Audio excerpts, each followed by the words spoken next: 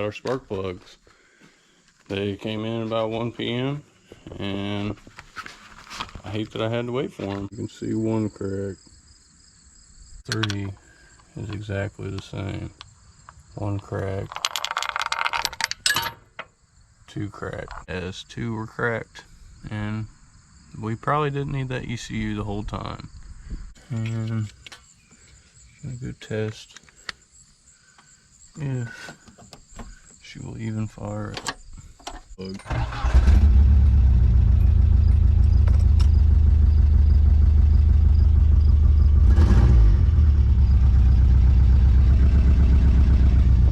that's a good sign.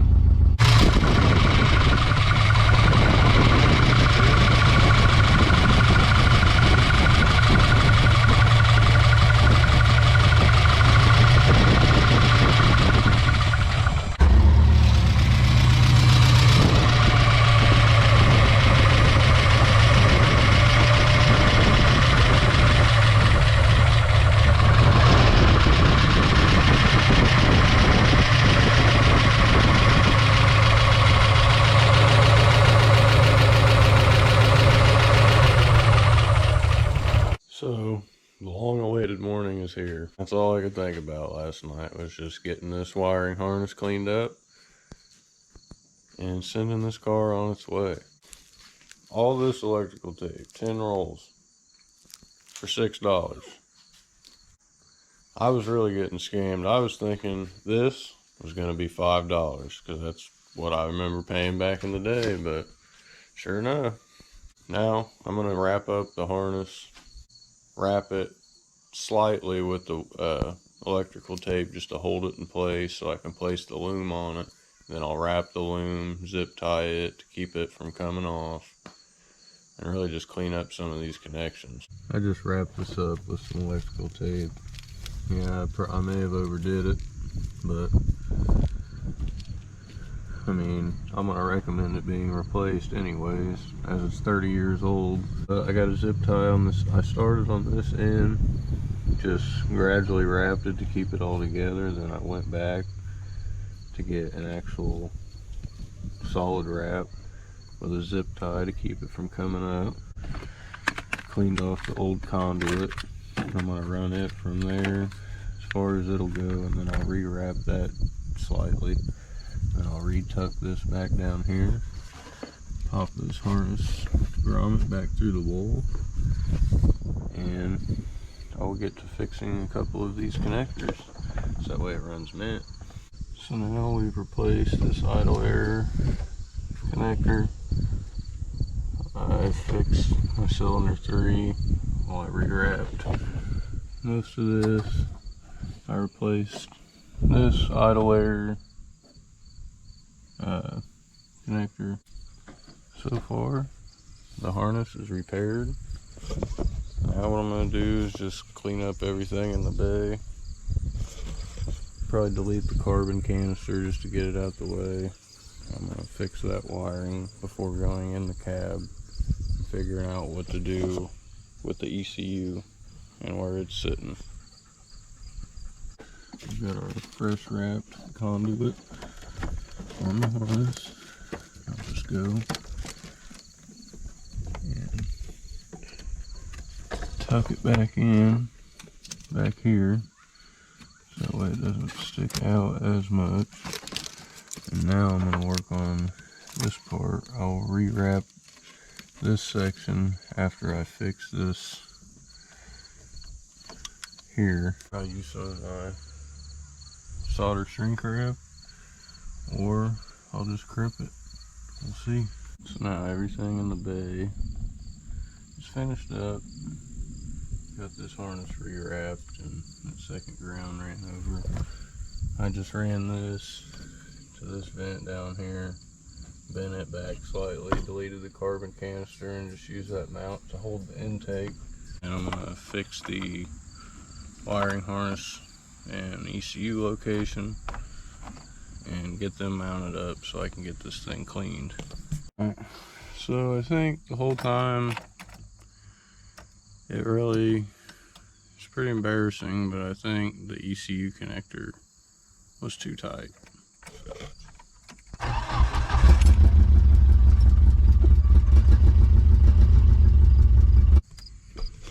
So it runs. Now, since I think my issue was with my ECU, I'm going to switch them, but still tighten it the same way as I did this time so we can achieve potentially what we have been wanting to achieve.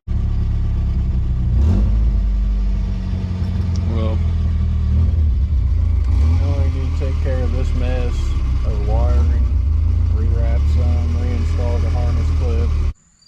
Floorboard's cleaned up for the most part.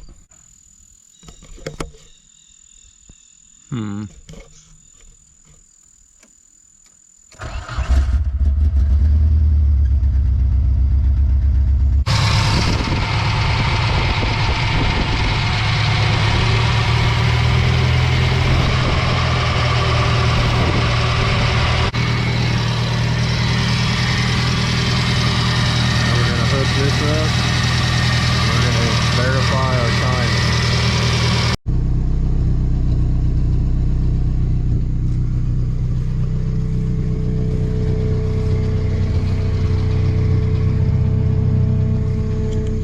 Sounds like a fuel tank issue.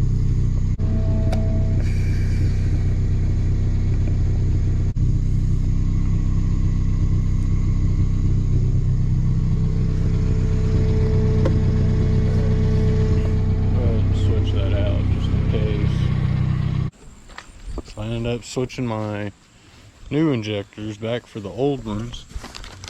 You can see I've got brand new. Changed my O-rings, seen one of them was pinched, so I threw them back in here. And pretty much the problem I was having before I'd actually list it for sale, because I didn't want someone to get screwed.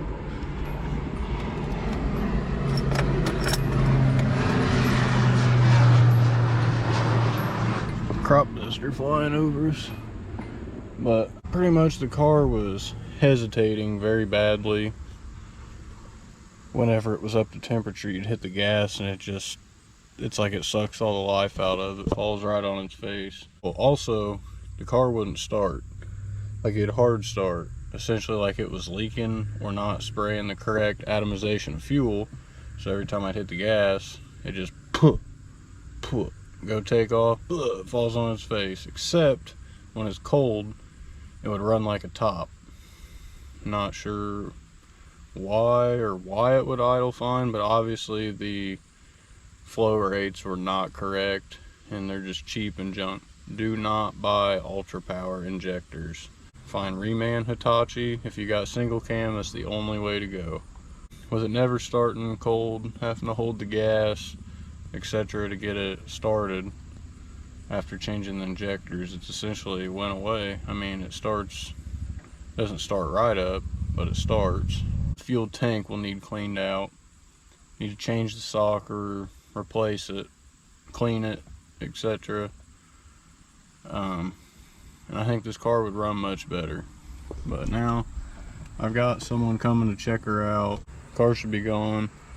I'm really not holding my breath on having this thing at all for another week, now that it runs fine enough to get it up on a trailer and get her out of here. See, this is just my first go since coming back out.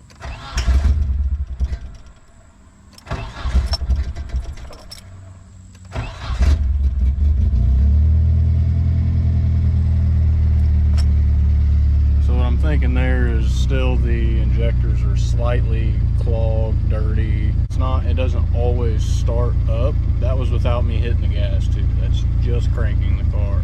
Previously I had to flood it, floor it, cut the fuel pulse off to get it to kind of start, just to keep trying, feathering the gas, and eventually it would start. Now shut it off. Starts right back up. It doesn't hesitate. Sputter. It backfires slightly because I believe there's one fuel injector that's a little iffy, but she revs great. So she should be gone. I'm calling her gone. This will be a good start for me on my 240 hatch, as I'm ready to. I've got my DE motor nearly ready, as you guys have seen. I just need to get my turbo kit and all the little bits and pieces that I am being very particular about. But other than that, thank you guys for checking in. If you like what you see, don't forget to drop a subscribe below. Shoot me a comment. Let me know what you want to see. Thanks for rocking with a brother. Peace.